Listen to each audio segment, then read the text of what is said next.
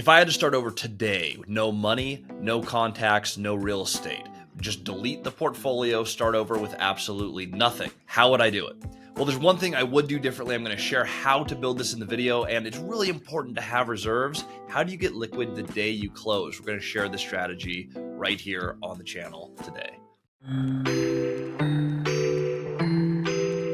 Welcome back. My name is Christian Osgood. I'm sharing how to play the game with no money because that is how I started. Spent all my money on 2 duplexes, got wiped out to 0 cash and a little bit of cash flow. From there, scaled a 200-unit portfolio, seller finance resort, property management company, education company, this YouTube channel. We built a whole lot in about 2.5 years, starting with no money. There were some problems with how we did this, though, so I'm going to share how we can actually get liquid at close. This is a strategy that you can use throughout your portfolio, and there's a reason that it works in creative finance specifically. There's a strategy you may have heard of, and we're not going to encourage you to do this, by the way.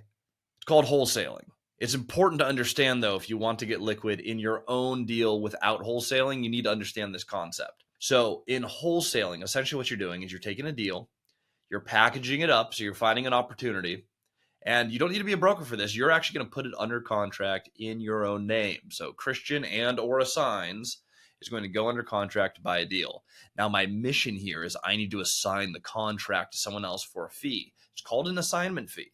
So when this deal closes, I'm going to get my fee. They get the deal. And so I essentially get to do a deal with fantastic pricing, get a little bit of a markup, and move it down the line, sell it to a different end user, and I get my fee. Not too dissimilar from brokerage, except that I am actually one investor who is opting to assign the contract to someone else. Now, when you're buying seller finance, you're buying commercial real estate, you're almost always going to put this into an LLC. If you're me, I haven't formed every single LLC because we follow an order. Deal, then debt, then equity. If I don't know my equity partners, I don't have the LLC formed when I go under contract. So how am I putting these deals under contract? I'm letting them know, every seller, hey, I'm going to be moving this to an LLC. There may or may not be another capital partner, but I will close this in a different entity. I will be on that entity because I am the buyer of this deal. So I put it under contract, Christian Osgood and or Assigns. Sometimes my business partner, Cody, does the same thing. We put it in their name, Cody Davis and or Assigns, and then we assign it into our joint LLC before we close. Now, if I'm starting the game and I have no money, reserves are ludicrously important. We started with a 38-unit building with $0 in reserves. That was way harder and way more expensive than it needed to be because we had to keep some vacancies while we slowly renovated out of cash flow. You need to get liquid. If you are broke, you need to get some capital into your universe. Step 1, we find an opportunity that we love. We put it under contract, your name and or Assigns. If the seller has a problem with this or is worried about you wholesaling, you can put a clause in there that actually says that you will be a member in the LLC it's assigned to. We've done this multiple times. You can actually wholesale this deal to yourself. How crazy is that? Someone told us this and I was like, wait a second, what? We can do what? Here's why it makes sense to your investor. So when you're doing a deal, normally on a normal bank finance transaction, I find an opportunity, we go through the bank, me and any capital partner are going to go through the conventional financing process. We're all going to submit financials. Bank's going to give us money. We have to put in a down payment. On a seller finance deal, we didn't just find the deal. We negotiated the debt package up front. We got the deal and the seller finance note.